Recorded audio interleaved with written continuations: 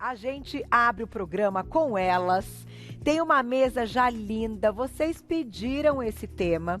E esse tema eu já conto, né? Assim, é o que vai muitas vezes fazer com que a gente adquira não só estratégias pensando no emagrecimento como um todo, objetivos, mas principalmente muita saúde. Porque a gente vai falar da relação dos hormônios com o nosso intestino. Doutora, mais uma vez com a gente, endocrinologista, doutora Ana Priscila Soglia. Bem-vinda! E a nossa nutricionista e chefe, porque o que cozinha é esta pessoa, minha querida amiga Gabi Esteves. Bem-vinda. Obrigada, Cá. Vamos passar bem. E, gente, hoje, para tudo que você está fazendo, já vou te contar. Tem muito assunto. Eu recebi a pré-pauta, né, lendo ali. Gente, mas quanta coisa. Eu sou muito interessada nesse assunto. E tem um monte de novidade. Eu olhei ali e falei, nossa, mas isso eu não sabia. Nossa, que interessante que já tem estudo sobre isso. É meio, né? E foi uma resumida ainda, né, Pri? Porque tem muita coisa nova. Muita coisa. Então, hormônios, intestino e a nossa saúde como um todo. Vou apresentar a sua receita, né? Que hoje a gente tem barquinhas de abobrinha. É aquela delícia, né? Um prato, assim, comida de verdade. Gabi, daqui a pouquinho eu conto os truques para ficar perfeito e vai ao encontro do nosso assunto de hoje. Então, para iniciar, eu vou pedir para a gente colocar a primeira imagem aí na tela, porque a gente vai relacionar muitos hormônios com o intestino. Então, a gente começa falando da tireoide. Exatamente. Vamos lá, meninas. Carol, Bem-vindas. se a gente for falar de hormônios, todos os hormônios do nosso corpo influenciam o intestino. Então, tireoide, estrógeno, progesterona, nós selecionamos 4 hormônios para a gente conversar, que é a tireoide, progesterona, estrógeno e melatonina. Então, vamos começar falando um pouco da tireoide. Então, a gente sabe que os hormônios tireoidianos, eles influenciam na motilidade intestinal.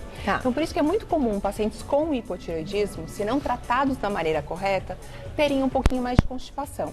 Mas o que é muito importante, que eu acho que a Gabi pode complementar, é que assim, a tireoidite de Hashimoto é a principal causa de hipotireoidismo. E a gente sabe que tem uma relação de autoimunidade, intestino e inflamação. Então, essa relação da tireoide com o intestino não é só uma via de única mão, que a tireoide influencia o intestino e a gente vai ter constipação, mas o nosso intestino também influencia muito a nossa imunidade e às vezes o risco de doenças autoimunes. Entendi. Por isso a importância desse equilíbrio, né, Gabi? E aí, quando a gente está pensando até nessa questão, até antes da Gabi comentar a parte da alimentação, quando a gente fala de tireoide, eu sei, porque diversas vezes já surgiram muitas perguntas aqui no programa relacionando alguns alimentos que a gente não pode ingerir na forma crua, que pode piorar o funcionamento da tireoide. Então, eu acho que a gente pode também ir muito para esse lado, pensando na questão alimentar ligada à tireoide. Porque doença autoimune, doutora, se a pessoa tiver ali uma predisposição e algum gatilho, fazer com que ela fique, enfim, exposta e que aquilo aconteça, vai acontecer, não é verdade? Exatamente. Independente se ela se alimenta disso ou daquilo. Então, o que é importante a gente entender? Que tem um componente genético, a gente sabe que a autoimunidade está relacionada e muito com a genética, mas a gente também falou dos gatilhos, exatamente isso que você falou, que é a nossa qualidade de vida, estresse, sono e alimentação. Então, se eu já tenho uma genética e ainda jogo um gatilho, eu tenho um maior risco. Então, puxa, mas se a minha mãe tem, então eu vou ter... Genética existe, mas vamos cuidar dessa saúde intestinal para que realmente a gente não tenha um gatilho relacionado à saúde do nosso intestino. Perfeito. E vamos falar dessa questão, então, alimentar, pensando, é verdade que alguns alimentos a gente não pode ingerir na forma crua, que ele pode modificar ou piorar o funcionamento da tireoide? É verdade, Cá, porque ele tem antinutrientes que acabam atrapalhando, sim, a nossa funcionalidade.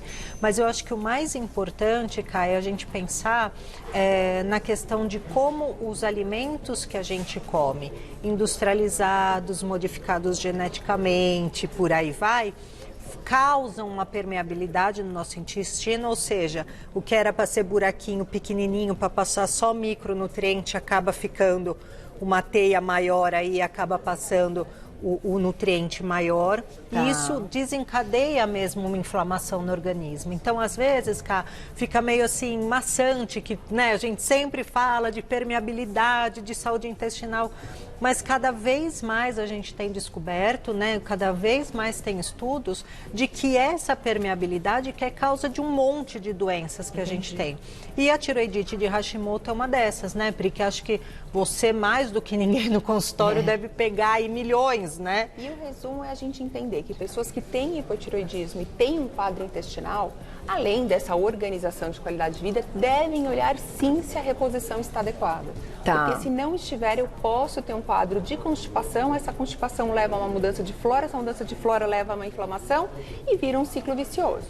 Entendi. Então a relação é direta, não adianta achar que está fazendo um controle desses hormônios e que, né, o T3, T4, né, que vocês sempre, né, falam e tal, estão sendo ali pensados para aquela mulher ou para aquele homem, mas pensando na mulher, né, que tem a parte hormonal bem intensa na nossa orquestra, por exemplo, equilibrando através, pensando na idade, tem tudo isso que vocês olham, Exatamente. né? A idade daquela mulher, enfim, o quanto ela pode aumentar ou diminuir, ter de desequilíbrio hormonal que pode prejudicar até uma condição cardíaca, né? De problemas no coração. Exato. Agora, se o intestino também não tiver adequado, talvez esses hormônios T3 e T4 precisam ser mexidos. Reavaliados. Isso? Exatamente. Tá, entendi. Tem que trazer isso sim para o seu médico. Tinha a menor fazer esse ideia ajuste. disso. E Olha tem só. uma questão também, cara, que assim, os nossos hormônios são formados também com gordura, com vitaminas, com minerais que a gente consome. Uhum. Então, por exemplo, para a tireoide, uma das coisas fundamentais é iodo, como a gente trouxe alguns alimentos, como selênio. Então, se você não tem um intestino que está tendo uma boa absorção, você pode estar comendo o melhor alimento do mundo, não vai absorver. Perfeito. Vamos para o próximo, então, que já tem a receita da Gabi, a gente vai linkando tudo. Olha lá. Além, então, falamos da tireoide, agora a gente já vai direto para o estrogênio. Tem relação. Muita relação, Carol. E aí, assim, a gente vai entender que o estrogênio é o hormônio do equilíbrio. A gente não pode ter muito, a gente não pode ter pouco. Tá. Então, em momentos da nossa vida em que a gente vai entrar numa menopausa, ou no momento do final do ciclo menstrual, que é aquela famosa TPM, que eu tenho uma queda dos níveis de estrogênio, é muito comum nós termos constipação, porque ele influencia nessa motilidade. Então, ele diminui esse trânsito, leva a esse quadro, às vezes, de desconforto abdominal quando ele cai. Mas a gente também tem um outro momento, né, Gabi, que é quando a gente tem uma dominância estrogênica. Então, assim, mulheres que têm uma progesterona baixa, mulheres que às vezes estão acima do peso e produzem um pouco mais de estrógeno na gordura periférica, também podem influenciar a microbiota intestinal. Sim, as mulheres com endometriose. Sério? Né? Então, são todas mulheres que vão se beneficiar da mesma questão, né? Que a gente inclui bastante fibra na alimentação, porque causa um equilíbrio na reabsorção desse excesso de estrogênio, quando existe, né? E a gente também inclui outros alimentos que a gente trouxe lá, depois a gente conversa mais um pouquinho, que ajudam quem está com pouco estrogênio também melhorar um pouco essa condição.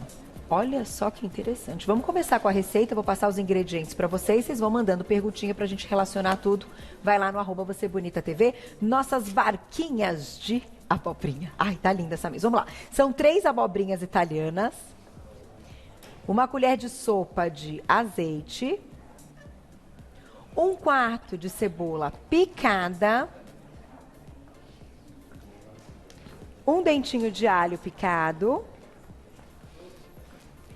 50 gramas de carne moída magra, meio tomate em cubinhos, 3 colheres de sopa de abacate amassado. Ai, que delícia, olha que diferente. 60 gramas de queijo ralado, salsinha a gosto ou coentro, 12 ovos de codorna, sal e pimenta a gosto. Vamos lá. Cá, receita fácil, porque ninguém tem tempo de ficar muito tempo na cozinha, né? Verdade. Essa receita eu gosto muito dela, Cá, porque eu trouxe com a opção de carne com ovos. A gente pode pôr ricota, a gente pode colocar tofu, a gente pode colocar frango moído, a gente pode colocar o que vocês Com quiserem, certeza, com tá? certeza. Deixa eu pôr a mascarinha pra gente começar.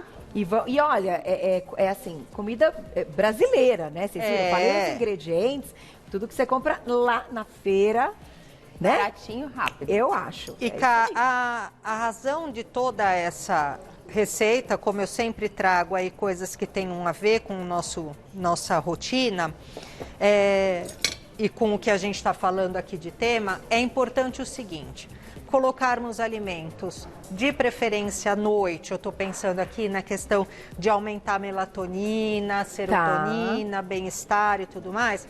Então, alimentos com bastante fibra, mas fibras que já estão abrandadas. Então, quando a gente come um saladão à noite, muitas vezes dificulta a digestão, Entendi. isso atrapalha o nosso sono.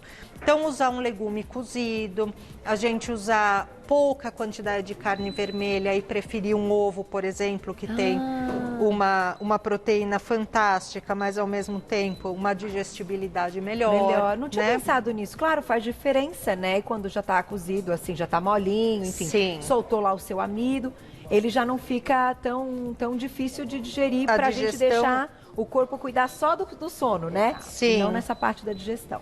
Muito mais fácil, Cá. Então é isso que a gente vai buscar nessa receita: alimentos com bastante proteína, com bastante vitaminas, bastante fibra, para a gente ajudar esse intestino a ficar bonitão. Deu Então, certo aí? Deu. Deu. Tá bom. Às vezes eu me atrapalho um pouco. Não, é que nesse esse fogão, às vezes, né? Hoje é segunda, né? Eu brinco que Exato. sexta e segunda, às vezes, ele demora. Mas, Cá, segunda de sol aqui em São Paulo, que como a gente astral. falou. Que astral, né? fim de semana de astral, né? Lindo, assim, é isso aí. Então, Cá, sem segredo, refogadinho de cebola e alho. Aqui eu vou colocar patinho moído. Pode ser, como eu disse, um franguinho desfiado, pode ser uma carne de porco moída, pode ser tofu, pode ser ricota, tá? Shimeji, se gostar, o que vocês quiserem de proteína. Ou não quero nada, eu quero fazer só um refogadinho, um vinagrete assim e colocar os ovos no final. Perfeito, pode ser Legal. assim também. Tá. A sugestão é com carne, mas a gente, né, pode trocar. Sim. Até para quem também não quer comer a carne à noite. Também tem Mais essa. Eu vou leve. pôr nesse fogo que ele é mais Tá, deixa eu ligeiro. dar uma olhadinha no meu fogão. Não, Que acertei. de vez em quando ele está... Aê! Agora ele tá bonitão. É que tá? ele tem uma trava de segurança, o que é fantástico. Mas às vezes a gente esquece da trava e quando vai ver, acha que está esquentando e não está. E daqui a pouquinho tem perguntinhas do público no @VocêBonitaTV. Já começamos com elas, então, na tela. Obrigada, Mari. Um beijo para você. O inverso também pode acontecer de algum hormônio da tireoide atingir o intestino e ter problemas, então, intestinais. A Mari. Mari, tem toda a razão. Então, é uma via de mão dupla. O intestino influenciando a imunidade e a tireoide influenciando o intestino. Então, a gente sabe que o hipotireoidismo mais comum é a gente ter justamente essa constipação intestinal. Mas quando eu também tenho excesso de hormônio, seja porque, de repente, a dosagem da medicação está em excesso, ou porque eu tenho um hipertireoidismo, como uma doença de Graves, eu posso ter um quadro de diarreia, de fezes mais amolecidas, de cólica. Então, o hormônio tireoidiano influencia e muito a função do nosso intestino. Lembrando, Carol, que a gente está falando de T4 e também de T3. Então, esses dois hormônios, eles precisam estar adequados, tá? Então, assim, nessa análise laboratorial, é importante ver toda a função hormonal da tireoide. Bom, tem mais perguntinha, olha lá. Aproveitem, estamos ao vivo na segundona. Cláudia, obrigada. Tô com saudade de você. Sumiu. Um beijo, viu? Ela é muito querida. Os exames T3 e T4 livre, então, é o suficiente para saber se tem tireoide de Hashimoto ou precisa de algum exame mais específico? Cláudia, essa pergunta é tão legal porque eu estava com isso na minha cabeça. E quando o exame não indica, só que todas as outras queixas estão associadas? Perfeito. Então, a gente tem dois quadros aqui, Cláudia. Primeiro, quando a gente vai fazer uma análise completa da tireoide, a gente vai ver o TSH, que é o mais importante, T3 e T4 total, T4 livre, T3 livre e atualmente a gente também tem feito o T3 reverso. E esse conjunto vai falar se está adequado ou não. Mas e aí vem um segundo ponto. Existem muitos pacientes, tem um estudo, Cláudia, que mostra que 30% dos pacientes com exames laboratoriais normais ainda assim tem queixa clínica e quando a gente faz uma reposição e uma mudança nessa dosagem, a gente melhora. Então, para a gente saber se está certo o seu tratamento ou o tratamento de quem tem tireoidite, além de todos esses exames laboratoriais, eu preciso escutar o paciente, Carol, e entender se tem um quadro clínico ou não associado. Perfeito. Tem alguma outra questão que pode estar relacionada? Então, assim, aqui a gente está falando dos... enfim, até uma questão de imagem, fazer um ultrassom, isso também pode indicar alguma coisa? A gente sempre vai fazer um ultrassom para ver o componente inflamatório da tireoide e para fechar a tireoidite de Hashimoto, a gente faz os autoanticorpos, que é o antitireoglobulina, o antitireoperoxidase, que são exames que mostram essa autoimunidade que a gente começou falando sobre isso no programa. Perfeito. Tá aí, Claudinho, um beijo pra você. E isso é muito verdade, né? Porque assim, em tudo dentro da medicina vão ter os casos de livro, como vocês falam, né? Os clássicos, né? E vão ter aqueles que não são tão clássicos, mas que também precisam, enfim, não indicam, mas vão ter o mesmo problema. Um tratamento diferenciado, né? Esse olhar individualizado para o paciente. Vamos pra receita. Vamos lá? Tá um cheirinho bom já aqui. Já abriu o apetite total. Ó, o que eu fiz? Refoguei cebola, alho e a carne. Enquanto vocês conversavam, eu coloquei o tomate e o recheio da abobrinha aqui picadinho. A abobrinha, vou fazer com uma aqui para vocês verem que é muito fácil. Ela tá crua. É fácil para a Gabi. É, a Gabi. Não. Eu vou te trazer aqui para você cozinhar. É bem... lá, vamos ver. Muito simples. A gente pega uma colherinha de chá e faz assim, ó. Delicadamente. Tá dando pra ver? Com ela só higienizada, crua. Crua. E daí a gente dá uma raspadinha, ó. Depois essa polpa que sobrou aqui, Carol, que a gente vai fazer ela picadinha e vai colocar ali no refogado. Então, ó, é só fazer assim. A gente cavoca bastante, ó. Aproveitamento total dos alimentos. E quem tá na fase do intestino obstipado, essa fibra da casca, que é a insolúvel, vai fazer super legal. E para deixar esse recheio mais cremoso, Carol, o que eu vou colocar que foi que eu escolhi? O abacate amassado. Nossa, que ideia. Pensando numa dieta aí mais low carb, para dar mais saciedade à noite, né? Posso colocar outra coisa? Pode ser iogurte, pode ser creme de leite fresco, pode ser creme de ricota, pode ser pasta de soja. Olha isso. Olha isso. Nossa, que coisa.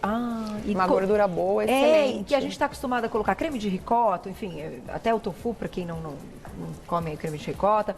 Mas olha, dá cremosidade mesmo e dá um sabor diferente, né? Porque o abacate tá pegada de maionese, né? Fica. E eu vou te dizer, quem quiser comer só assim, come só assim. Perfeito. Ó, delícia. É legal para ver que a gente pode arriscar um pouco, né? Nossa. Às vezes a gente fica muito no tradicional e a gente fala do abacate, é um risco, mas é um risco delicioso que a gente tá vendo. Eu sempre digo, eu cresci torcendo o nariz. Minha mãe sempre comeu e sempre amou e sempre teve na minha casa. Eu nunca me dei a oportunidade de gostar do abacate. Depois que eu aprendi, mudou minha vida. Só que eu gosto dele salgado. Ele sem tempero nenhum não rola e nem ele com doce. Não, salgado. É uma delícia. Guacamole, essa pegada assim, temperada. Tem perguntinha pra gente colocar na tela? Na tela, quem escreveu pra gente, olha lá. César, obrigada, um beijo pra você. Posso fazer as barquinhas na berinjela? Que ideia boa! Sem dúvida. Com berinjela, com tomate, com pimentão. Olha. O que você gostar, o que tiver mais barato, que não é o caso da abobrinha, que nós estávamos conversando. Dona Lídia falou que estava R$16 o quilo, que quase caiu pra trás. Paguei R$12,90. Gente, mas olha só, vamos mudar para berinjela. Então pode ser a berinjela. Pode. Não tem problema, muito bom. Tá? Vamos montar, Gabi?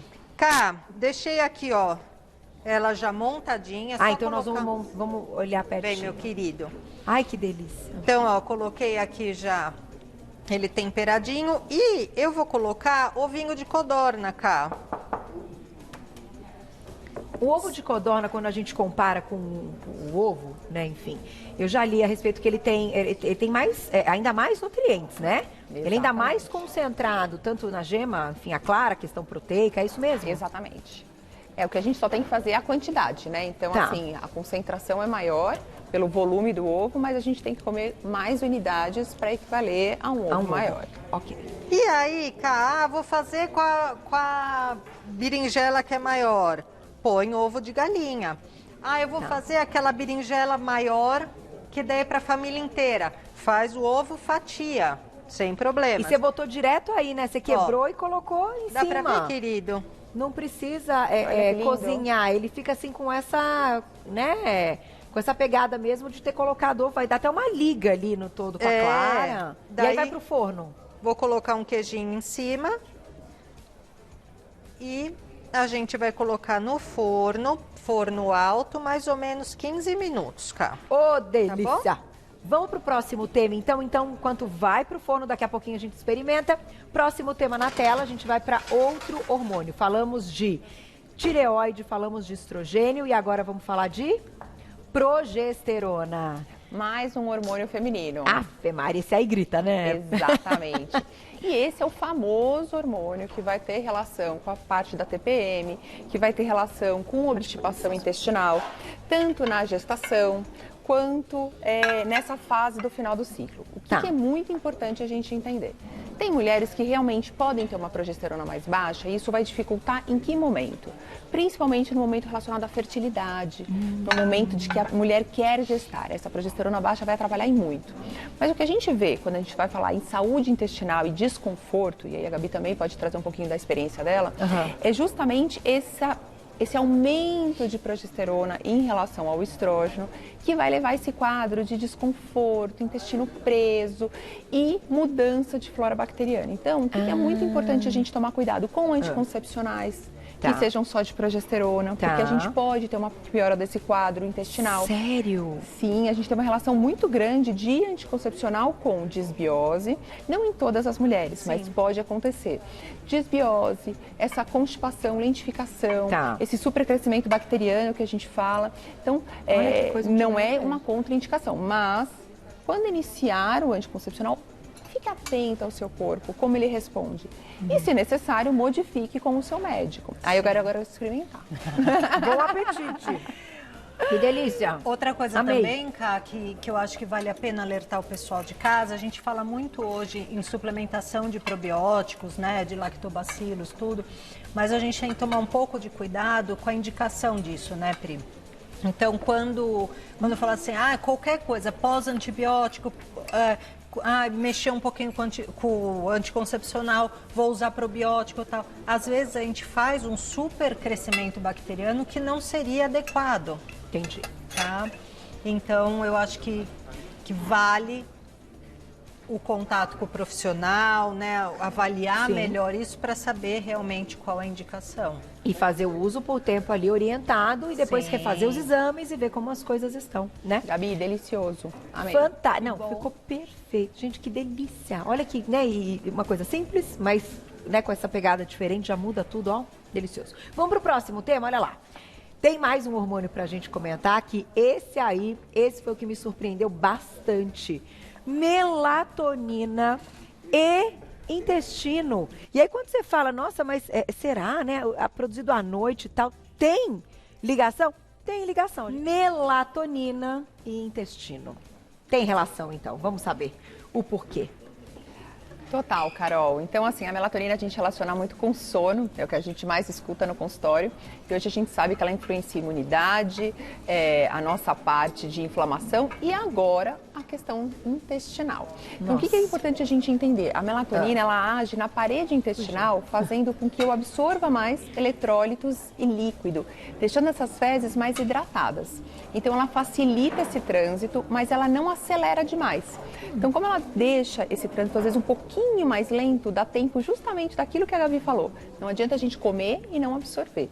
Então, como ela lentifica um pouco esse trânsito, eu consigo absorver melhor nutrientes e vitaminas. Sério? Exatamente. E ela tem um efeito antioxidante, né, Gabi? O que a gente sabe? Então, ela tem sido utilizada para tratamento de úlcera, ela tem sido utilizada para tratamento de doenças inflamatórias intestinais, porque esse efeito antioxidante age na mucosa do intestino e faz com que ele tenha uma regeneração mais rápida, né? Ela aumenta a microcirculação. Então, tem estudos científicos mesmo, Carol, da melatonina com doença inflamatória intestinal, com retocolite ulcerativa, mostrando o benefício, né? Que legal! Eu tenho até alguns pacientes, Carol, meio off-label, assim, que a gente tem feito com Crohn, né, Pri? Que tem sido super legal. E uma coisa que a gente não pode deixar nunca de não associar é a melatonina com serotonina, né, Pri? Exato. Então, que tem a ver com toda essa questão intestinal, com toda a produção de serotonina que a gente tem intestinal. Então, o quanto é importante você ver, diminui o trânsito, a velocidade do trânsito intestinal para que a gente consiga absorver nutriente para que outro seja absorvido. Então, assim, é fantástico o nosso corpo, mas como as coisas se interligam. Verdade. E como tem a ver também os alimentos, que a gente vai falar daqui a pouco, com essa produção hormonal, né, como eles se conjugam. Mas agora eu vou aproveitar, então, juntar uma outra questão que veio na minha cabeça, que é o seguinte, a gente está falando de melatonina, então hormônio, que é produzido ali quando tá tudo escuro, que a gente tem que ter um ambiente para aquilo, né, depois de tal horário, então a gente já vai deixando tudo mais escurinho e tal. Só que como é uma cascata hormonal noturna, um depende do outro, de uma liberação adequada para que o outro que vem na sequência também seja liberado de forma adequada. E tem uma questão que envolve insulina e melatonina, não tem? Tem. Vamos falar disso? Só para eu entender, né, pessoal de casa entender assim, o que é recomendado à noite para que a gente tenha uma melhor liberação da melatonina, mesmo que a gente já tenha pensado na questão do quarto escuro, apaga tudo e tal. Tem mais coisa. Existe também uma relação de mão dupla aí. Então, a gente sabe que pacientes com melatonina mais baixa têm um maior risco de diabetes, têm um maior risco de resistência insulínica. E a gente sabe que a resistência insulínica e a inflamação de gordura visceral diminui a produção de melatonina. Nossa. Então, de novo, a gente vai entrando naquele ciclo vicioso onde tudo tem que estar em equilíbrio, porque senão um atrapalha e a gente vai virando uma bola de neve. Então assim, tem sim a relação aí, acho que a Gabi pode falar o que seria melhor para o jantar, para a gente, pensando na melatonina, mas que, puxa, eu tenho insônia, não estou conseguindo dormir direito, eu tenho constipação intestinal, as coisas estão se ligando. Vamos conversar, vamos procurar uma ajuda da nutricionista, às vezes de um endócrino, ou às vezes até do gastro, para alinhar a alimentação, porque às vezes melhorando toda essa cascata, a gente tem uma melhora no nosso bem-estar e saúde. E o que eu acho lindo, Carol, é quando a gente tem essa atenção mesmo ao paciente, às vezes sem exame, sem nada, às vezes é muito difícil a gente avaliar clinicamente isso. Mas às vezes na conversa você já percebe aquela pessoa assim que é um pouco depressiva, que começa no final da tarde ter muita vontade de doce, tem episódios compulsivos à noite de chocolate. Então você já começa a ver, são alimentos que eles buscam para dar o prazer, e o prazer leva a melatonina aumentada, mas também vai aumentar a insulina, que vai prejudicar. Então, assim, é tudo interligado. Então, quando a gente une a bioquímica com a alimentação, é lindo o diagnóstico que a gente consegue fazer, né? Então, a ideia à noite é diminuir um pouquinho essa liberação de insulina e deixá-la mais equilibrada, ainda que a gente tenha que ter, né? Sim, então, o prato aqui tinha um pouco de carboidrato, a gente vai liberar, mas numa concentração pequena. Um pouco menor. Perfeito. Tem mais perguntinha do público? Aproveitem, olha lá. Rosa, obrigada. Eu adoro que o público do Você Bonita é inteligente. Olha as perguntas, hein? Quais os melhores alimentos para balancear um pouco os hormônios perdidos na menopausa, principalmente, então, a queda do estrogênio? Rosa, aqui a gente fez um apanhadinho dos melhores alimentos que tem. O inhame, a gente tem descoberto aí inúmeros artigos científicos falando dos benefícios dele, então é legal a gente consumir em forma de suplemento? Até seria, mas na forma de alimento não tem coisa melhor e mais barata e mais prática. Então faz na sopa, faz um purezinho, usa o chá, o que você gostar. Maçã, aquela velha coisa de uma maçã por dia, vale a pena, tem bastante fibra, ajuda nessa reabsorção de estrogênio se a gente tem excesso, mas também ajuda na melhor produção. E a linhaça e a soja, qualquer soja ou qualquer alimento derivado de soja, principalmente os fermentáveis, né, Pri? Então, missô, tempê, são alimentos bem importantes para a gente consumir no dia a dia. Legal. E aquilo, né? Não adianta, Carol, a gente consumir soja uma vez a cada 15 dias, né? Uma maçã a cada semana. Então, ter isso de forma constante na alimentação é bastante importante. E é importante a gente falar que esses daqui são os fitoestrógenos, né? Que são estrógenos que a gente encontra nos alimentos. Mas a gente também tem que tomar cuidado, né, com os estrógenos industrializados, que a gente chama de xenoestrógenos, que justamente são estrógenos ruins. Então, tudo que tem o BPA, os fitalatos, então, ou seja, tomar cuidado, ler os rótulos, né, desses conservantes, porque esse estrógeno, embora ele seja um estrógeno, ele é ruim, ele se liga de maneira deletéria ao receptor, podendo ter efeitos colaterais. Perfeito. Vamos falar da mesa então, meninas? Vocês separaram aqui com plaquinhas grandes, né? Melhorando os seus hormônios, e a outra plaquinha tem melhorando o seu intestino. Achei super legal.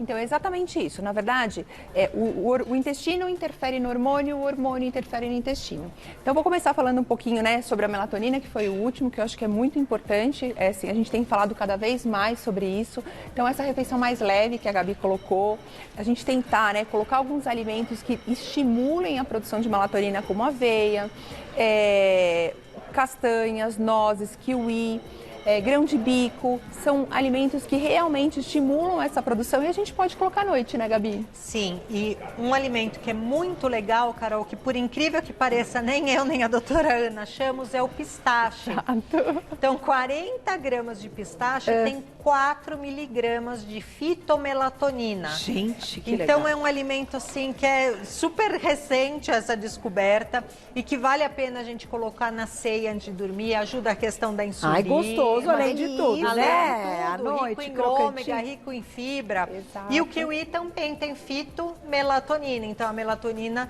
aí como fitoestrógeno, a gente tem no kiwi e na cereja também, que não é uma coisa muito comum no nosso país, mas também é bem legal. Então, vale a pena, antes de dormir, consumir esses alimentos. E o resveratrol? Porque eu já ouvi também que alguns suplementos com base em resveratrol, o ideal é que sejam ingeridos, enfim, à noite. Tem alguma relação com isso também, do ciclo? E tem uma relação porque, na verdade, ele tem um papel anti-inflamatório, antioxidante. Então, nesse momento em que a gente vai fazer uma digestão, a gente tem toda essa questão da absorção de carboidrato à noite, mas sem a movimentação do nosso corpo. Então, para diminuir a inflamação, diminuir a resistência insulínica e evitar um pico hiperglicêmico, esse horário da noite é excelente. Muito bom. Vamos para uma perguntinha, né, Glaucia? Você falou que chegaram, dá tempo? Tem na tela, olha lá. Obrigada, Rebeca. Um beijo para você. Os hormônios podem causar constipação na gestação? Quais as dicas para amenizar os sintomas? Bonita essa pergunta, hein? Parabéns. Principalmente a progesterona, né? Exatamente. Então, é ela que é fundamental na gestação, para esse útero não contrair. A progesterona, ela tem uma ação sobre a musculatura lisa. Ela, na verdade, leva um relaxamento da musculatura lisa, que é um músculo que tem no útero, mas que também tem no nosso intestino. Então, ele fica relaxado justamente para não ter contração, para o bebê ficar bonitinho lá dentro, mas eu vou ter a constipação intestinal. Na gestação, o que a gente utiliza? Então, a gente tem que enriquecer muito a nossa alimentação com fibras, com prebióticos, probióticos, então que é essa parte de baixo da mesa que a gente tem aqui. E muitas vezes água, atividade física, então, ou seja, todos elementos que estimulam esse trânsito, né, Gabi? E aí a grande dificuldade, né? Porque daí a gravidez vem com náusea, com má digestão, né, com pressionamento do estômago, mas são tudo coisas possíveis que a gente consegue colocar no dia a dia e devagarzinho, né, Pri? Exatamente. Cuidado com chás, né, gestantes, eu acho que vale a pena a gente falar que não é bom o consumo de chás, então bastante água, água com limão, que às vezes ajuda a tirar aquela sensação de náusea, e bastante fibra. Não consegue comer salada, dates, azia? Vai para os vegetais cozidos, assados, ou, por exemplo, colocar chia, colocar, na verdade, linhaça. Então, a gente consegue enriquecer sem volume. Sim. Né? Porque, assim, a gente já tem essa congestão, essa indigestão pela questão da pressão. Mas, então, assim, a gente tem fibras em menor volume que a gente pode usar e abusar nesse momento. E lactobacilos, que é uma coisa que a gente também prescreve muito para gestantes, lógico, com controle, né? Escolhendo os lactobacilos certos que melhoram na parte intestinal. E tem que se movimentar, né? gravidez é saúde, né? Então, Exatamente. Então é saúde para se mover. Eu aprendi isso pós-apendicite. Tem que andar, isso melhora a trânsito intestinal e gases também. Tudo. Exatamente. Que podem aumentar quando a gente tem constipação. Tudo, né, cara? Então tem que Exatamente. fazer as caminhadas que são recomendadas até para não ter inchaço no final do dia. Tem que ouvir, obviamente, Glaucia está me lembrando, eu ia finalizar falando essa parte, né? Porque eu sou muito responsável em todas as frases. Claro, com orientação médica. Existem aí Sim. algumas restrições para algumas gestantes. No entanto, a grande maioria, quando está tudo ok, deve, né? Como você citou, fazer atividade física dentro do que é orientado. Mas, gente, essa parte mesmo da caminhada, uma caminhada simples. Não é num agito muito rápido, não, é fazer andar mesmo. Isso já vai equilibrar mais. Sem É dúvida. impressionante, é impressionante. Perguntinha do público na tela, olha lá.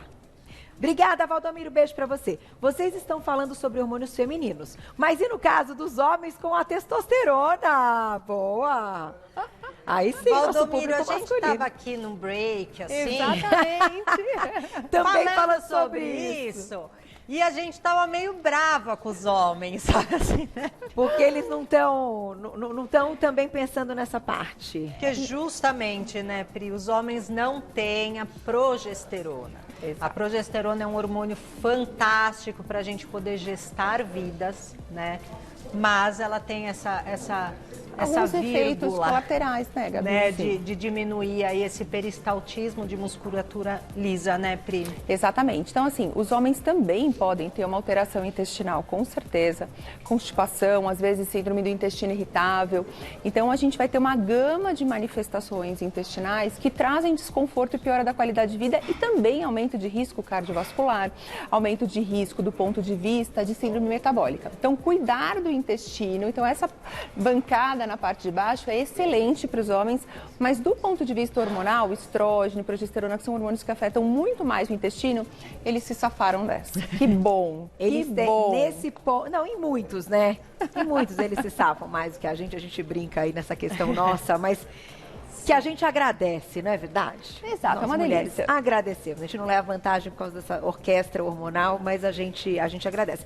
Tem uma outra questão envolvendo os homens, que não é tema hoje, né, mas que pode ser um tema, que você até falou meio bravo e tal, que muitas vezes, para os casais que estão tentando engravidar, há uma questão ligada, né, nutricional dos homens e não das mulheres, e que a gente, no primeiro momento, sempre pensa que o problema é feminino. Totalmente. Não é? E tem Totalmente. aí uma parte nutricional super importante para os homens que, enfim, para os casais, né, principalmente aí para a parte dos homens, que eles precisam conhecer. Nossa, na Não prática clínica, Carol, O tal do direto, zinco.